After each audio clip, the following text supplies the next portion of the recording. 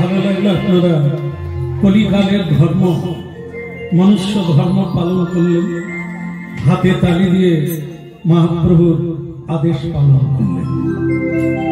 সে যত বড় পাপী হোক কাপি হোক কোনো দুঃখ নাই, প্রতিদিন দিনান্তে মানে সন্ধ্যায় একবার হাতে তালি দিয়ে কীর্তন করুন, মহাপ্রভু সকলের দায়ভার গ্রহণ করবেন।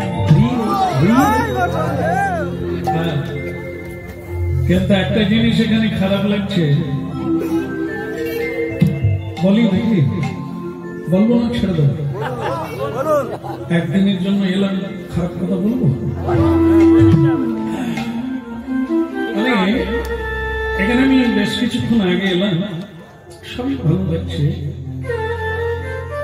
একটা জিনিস খারাপ লাগছে, যেটা হলো অনেক মানুষ এখানে গায়ে গা লাগিয়ে কেউ বসে আছে, দাঁড়িয়ে আছে ইত্যাদি। খারাপ যেটা লাগছে সেটা হলো একটা মানুষ পেলাম।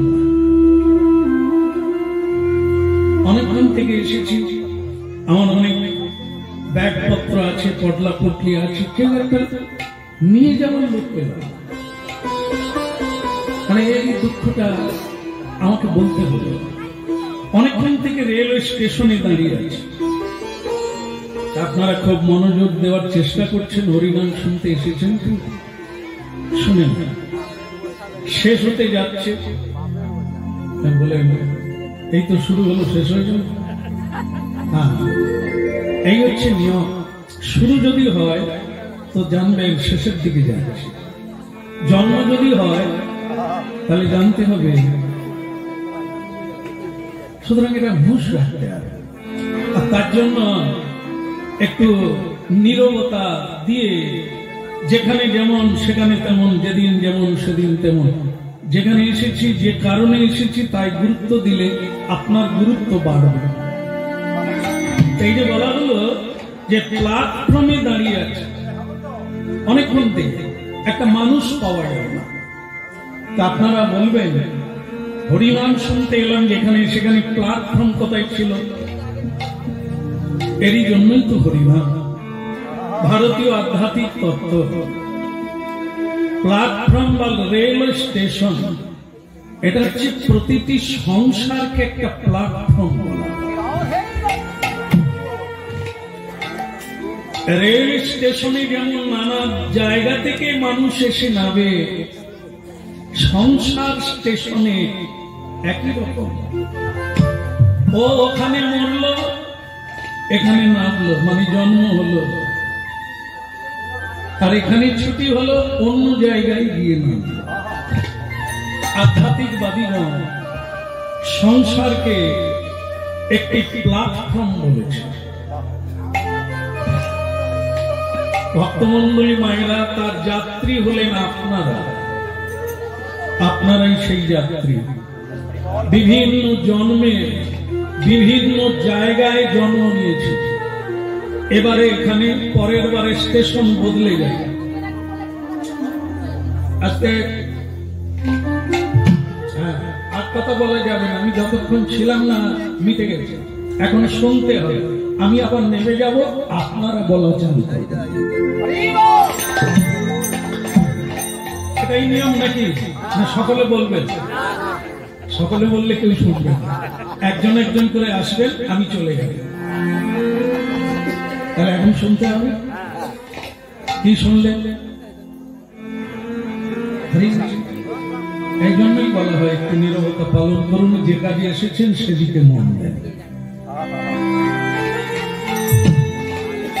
এই স্টেশনে নেমেছেন সকলে, আমরাও সকলে নেমেছি, কিন্তু এই যে পটলা পুটলি গুলো কি, যেটা বইবার লোক পাওয়া গেল না। ভক্তমন্ডলী মায়েরা, হরিনাম শুনলে চেতনা জাগে, আপনি বুঝতে পারবেন আপনি কে এবং কি, কেন এসেছেন পৃথিবীতে। এরই নাম কীর্তন। ভগবত তত্ত্বের প্রকাশ হবে, আত্মতত্ত্ব, যাকে আধ্যাত্ম তত্ত্ব বলা হয়। শুনুন, সেটা হলো এই যে আমাদের পটলা পুটলি গুলো কি। সংসারে জন্ম নিলাম, খালি হাতে এলাম, আবার খালি হাতে যাব, তাহলে পটলা পুটলি গুলো কি?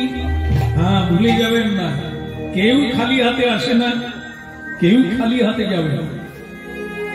তাহলে কি, মিথ্যে কথা বলে যত রোজগার করেছে, অন্যায় ভাবে যত রোজগার করেছে, রোজগারের পয়সা সকলে ভাগ করে খেয়েছে, নেবে, কিন্তু আপনি যে অন্যায় ভাবে উপার্জন করেছেন সেই কর্মের ফলটা কেউ নেবে।